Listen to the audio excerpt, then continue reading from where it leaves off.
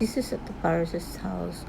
One Sabbath when Jesus went to eat in the house of the prominent Pharisees, he was being carefully watched. There in front of him was a man suffering from abnormal swelling of his body. Jesus asked the Pharisees, an expert in the law, is it lawful to heal on the Sabbath or not?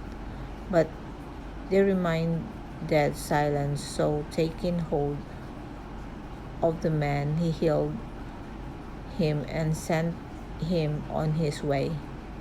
Then he asked them, if you has a child of an ox and falls into a well on a Sabbath day, will you not immediately pull it out? And they had nothing to say. When he noticed how the guests picked as spaces of honor at the table, he told them this parable. When someone invited you to a wedding feast, do not take the place of the honor of a person more distinguished than you have been invited. So the host who invited both of you will come and say to you, give this person your seat. Then, humiliated, you will have to take the least important space. And when you are invited, take the lowest space, so that when your host comes, he will say to you, friend, move up to a better place. Then you will be honored in the presence of all other guests. For all those who exalt themselves will be humbled, and those who humble themselves will be exalted. Then Jesus said to his host, when you give a luncheon or dinner, do not invite your friends, your brother, your sister, your relatives, or your rich neighbors. If you do, they may be invited you back, and so you will be repaid. But when you give a banquet, invite the poor and the crippled, the lame, the blind, and you will be blessed. Although they cannot repay you, you will be repaid at the resurrection of the righteous. The parable of great. When one of those at a table with him heard this, he said to Jesus, blessed is the one who will eat at the feast in the kingdom of God. Jesus replied, a certain man was preparing a great banquet and invited many guests.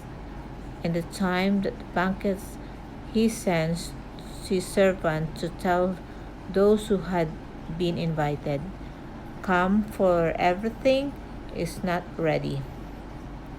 But they are all alike began. To these excuses, the first said, I had just bought a field and must go and see it. Please excuse me. Another said, I have just bought 5 yoke of oxen, and I am on the way to try them out. Please excuse me. Still another said, I just got married, so I can't come. The servant came back and reported this to his master.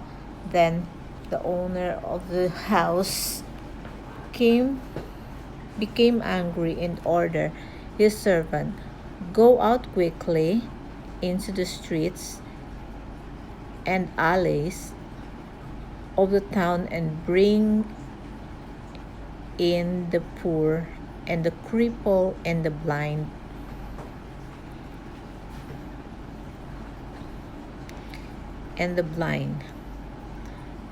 "Sir," the servant said, "what you order has been done, but there's still room.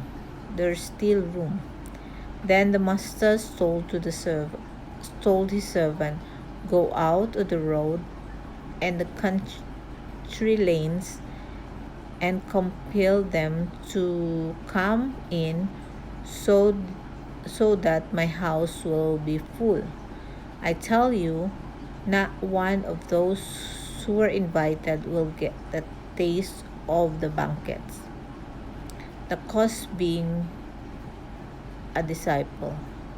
Large crowds were traveling with Jesus, and turned to them he said, "If anyone comes to me and does not hate father and mother, wife, children, brothers and sisters, yes, even their own life, such a person cannot be disciple, and whoever does not carry their cross and follow me cannot be my disciple.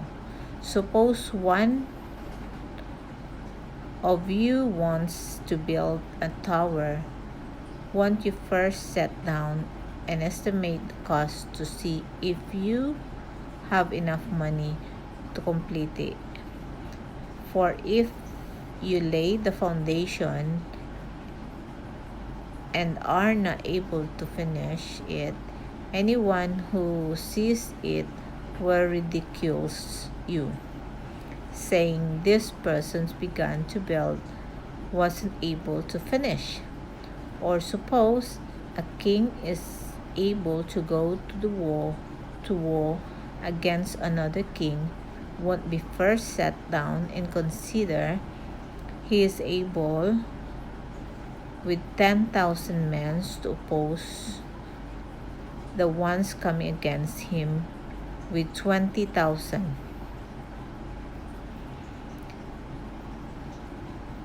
If he is not able, he will send a delegation, while the other is still a long way off and will ask for terms and peace. The same way, those who do not give up everything you have cannot be my disciples. Salt is good, but if it loses its saltiness, who can it be made salty again? If it's fit either for the soil nor for the manure pile, it will throw out. It is thrown out. Whoever has ear to hear, let them hear.